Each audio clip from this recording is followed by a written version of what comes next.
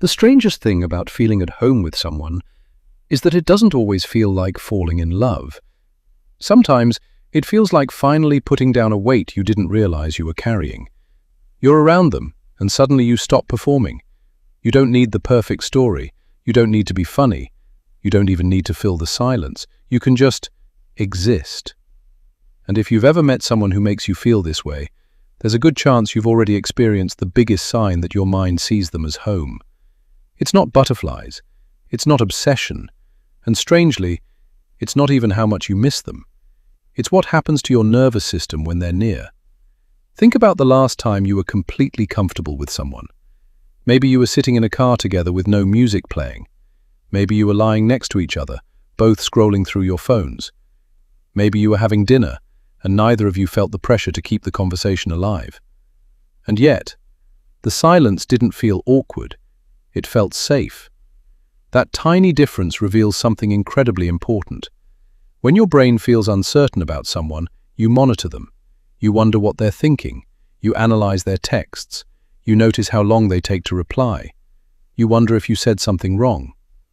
But when someone feels like home, your mind stops standing at the door, waiting for them to leave. You don't constantly need reassurance.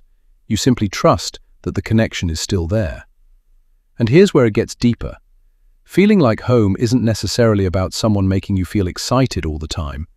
Sometimes, the person who feels most important is the person who makes the world feel quieter. Your shoulders drop. Your thoughts slow down. You stop checking your phone every few minutes. You laugh without thinking about how you look. You say something embarrassing and don't immediately regret saying it. You can show them the version of yourself that you normally hide. And that's when something changes. You realize, I don't have to earn their affection. That feeling can be incredibly powerful because many relationships are built around performance. You show your best side. You hide your insecurities. You carefully choose your words. You try to remain desirable. But with someone who feels like home, vulnerability becomes less frightening. You might tell them something you've never told anyone, not because they forced it out of you, but because, somehow, your brain decided, this person is safe enough to know me. And there's another sign people often overlook.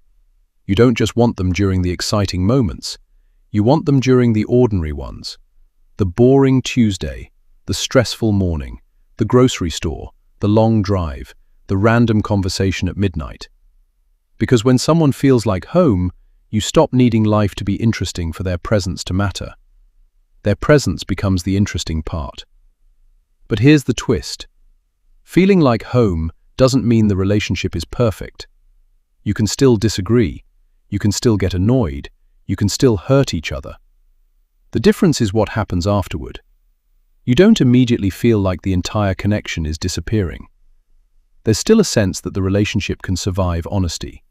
You can say, that hurt me. And instead of preparing for abandonment, you believe there might be a way back to each other. That is what emotional safety can look like. Not never fighting, but knowing that conflict doesn't automatically mean the end. And perhaps the biggest clue is this. You don't feel like you're becoming someone else around them. You feel more like yourself. The guarded version of you becomes softer. The anxious version becomes calmer. The version that constantly wonders, am I enough, finally gets a chance to rest. Because sometimes, home isn't the person who makes your heart race. It's the person who makes your heart stop running. And maybe that's why certain people stay in our memories for years. Not because they gave us the most dramatic love story, but because for a little while, being around them felt like we could finally take off the armor. So if there's someone in your life who makes you feel peaceful in a way you can't quite explain, someone you can sit beside without pretending, someone who makes ordinary moments feel strangely meaningful, pay attention. Because sometimes the deepest connection isn't the one that screams, I can't live without you. It's the quiet feeling that says, I can finally be myself with you. And maybe that is what home really means. Not a place, not four walls, not a perfect relationship. Just a person beside whom you no longer feel the need to run from yourself. If someone came to your mind while listening to this, tell me what makes them feel like home to you in the comments. And if you want more psychology about the hidden emotions behind love, connection, and human behavior, subscribe. Because sometimes, understanding what you feel is the first step toward understanding why you feel it.